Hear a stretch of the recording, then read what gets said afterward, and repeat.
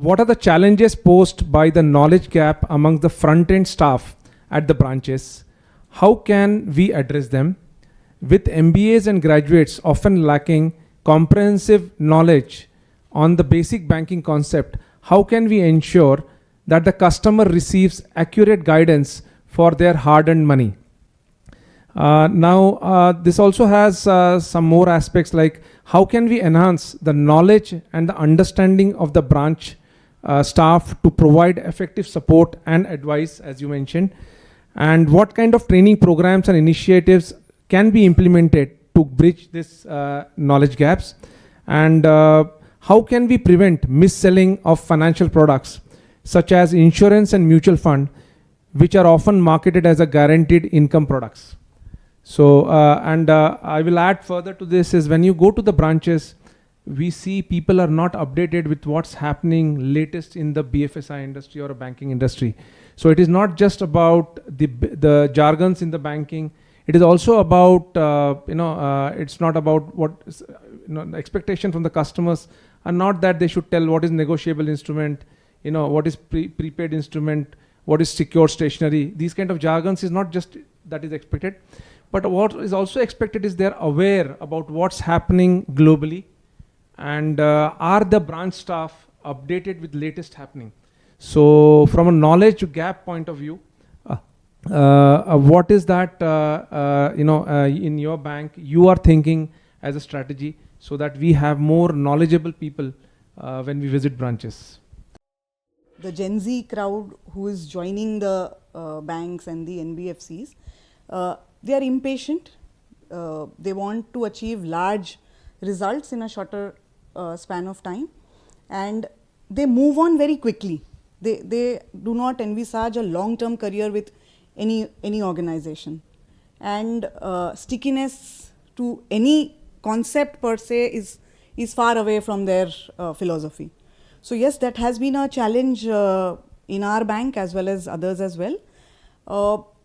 The only important solution that we have adopted is smart and intelligent process rather than human dependent processes. So if you go to a bank branch, and when you walk into a bank branch, the only thing that you would imagine, any customer would imagine, that when you go to a bank branch, you have to fill up a form, you have to sign, you have to give some documentation, Xerox copies, etc., and then there will be a series.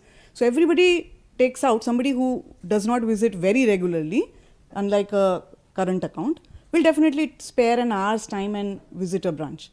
Now imagine today that all the processes with the help of UIDI Aadhaar authentication, or say face authentication with Aadhaar, the branch will be able to do now in 5 minutes rather than taking a paper form. So I'll give an example of re-KYC as we were discussing in the earlier panel. So re-KYC needs a form, needs a signature, needs a Aadhaar, and that's it, an in-person verification. Now in our bank, and that's the philosophy, that all the processes that needs an IPV, in-person verification, and an OVD, the official document, can be done over digitally inside the branch. So basis the biometric authentication. So form filling is digitally done rather than a paper-based work. Wet signature is eliminated with the help of fingerprint biometric authentication. The entire data is pulled. So the form filling for a customer is also very, very substantially reduced. So if he used to fill 30 fields, now he fills in only say 10 fields. All the data is pulled in from Aadhaar, and he just needs to authenticate and the work is done for him.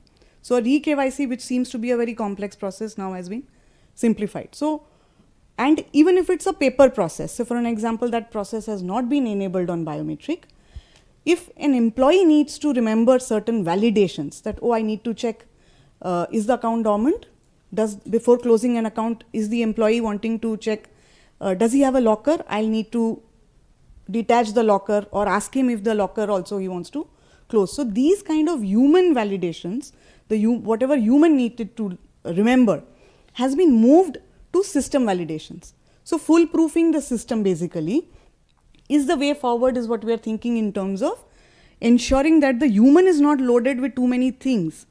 Number two, as I said earlier, that the role of the employees in the front end is changing from transaction processing to advisory. So we will need to decongest their lives to move on and meet their mapped clients outside the branch as well, because all customers do not visit the branch, as we know. So decongest is the biggest thing by simplifying process.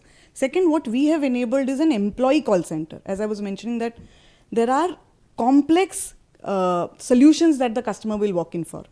I am digitally savvy, I am doing a transaction digitally, but if I encounter a issue on my digital platform, where do I go?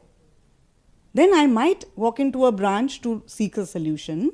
And for those kind of solution, because a bank now, being one-stop shop, is offering more than 50, 70 products. And for a human to remember the nuances of all the processes and products is actually practically little far-fetched. We expecting an expert to understand all the processes, PPF, SSY, now government products also being sold in-house. So we've kept an employee call center. The expertise is at the central level. If I face as a front-end employee in a branch any issue and I'm unable to resolve any customer complaint, I will get an immediate solution by reaching out to this helpline. So this is an additional support apart from all the self-help portals that we would have in terms of knowledge.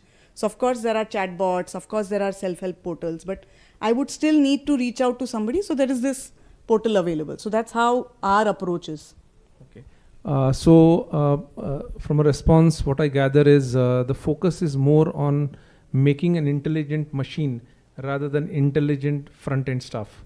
Is that the right way? Because that is a concern, because I remember in my entire purchase decision, whether it is a mobile handset, whether it is a car, whether it is a air conditioner, always my decision was driven by a smart sales guy, or someone who has a very good knowledge about the products and services. And even if I had bought the same brand, I went to that franchise where the guy is very well informed. Now, don't you think that there is a need to make the front-end staff really intelligent on the basic banking? Okay, that's what what was my question.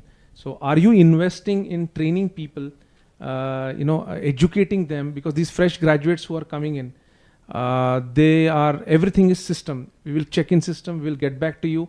So that is a real concern. So this question was not on, while it's very good that you're making processes so that, because there's a limit to which anyone can acquire knowledge. But we need, do you see a need for investing in people who are coming at the front end? Absolutely. So I'll go back to one of the statements that Yusuf had made in the panel earlier, that if there is a human touch point and a human service delivery, the core value of the human, the skill set, the behavioral aspect of the human and his technical knowledge, both combined together will be a brilliant service delivery. It cannot happen in isolation. If I have only knowledge, no service or softer aspect of the service delivery, it can't happen in isolation. So on both the fronts, of course, the teaching employee in terms of how to engage with the customer on the softer aspects, investments are being done. Also on the technical knowledge. And now, as I started, that this generation do not want to read books. They do not want to read circulars. They do not want to read anything which is longer than 3 lines. So what we believe is now the reels, the Insta reels, anything that I can deliver in 30 seconds through a video mode. Because it's said that if I read, I forget. If I see, I remember. And if I do understand. So this is the philosophy that we pick it up. No more text kind of trainings. It's video-based trainings. And typically, even in video, 7-minute video is not acceptable. Nobody wants to see a 7-minute video. Oh, it's too long. So typically, we have to, it's a big challenge that we want to tell a lot and tell everything about it and still have 30 seconds to reach the target audience. And in such a large distribution network where you have to ensure that everybody reads about it, it's a challenge, yes, and it's an ongoing challenge. And we have to be in touch with the pulse of the person who wants to learn. So video is the only mode right now we are adopting. And for certain things, in-house face-to-face trainings where we really want deep learning. And the last part, we ensure that they do this before the customer comes in. So they perform the same service. So if I am telling my employee that this service address change is available on RIB, and the customer comes and says, where on internet banking will I see this? So he'll be clueless then. So he has to see it, do it himself before he faces the customer. So that's the approach. That's a role play kind of thing Yes, that you're playing. yes. Okay. Yes. One or two points. See, training, as you said, and as ma'am also said, it's a very important thing that plays a very big part. But attrition is also a problem. Okay. Where attrition is very fast, you will find this problem that, okay, the frontline staff is not, as well equipped as he should be. But if that is somehow checked, some banks where attrition is far less, you will find that the knowledge level at the front end is far better. Training this amount of staff and having consistency is not going to be easy. So to go back to your intelligent machines and considering what's happening in the world today, probably a lot of these things will move to AI-based stuff where customers can actually log in, and there would be different flavors. There could be 2.5-minute videos for some, 7-minute videos for others. So there would be more and more of educating the customer. So that will be a preemptive strike from the bank side to ensure that there is not that much of rush at the bank or too many questions asked, and the customer also gains knowledge.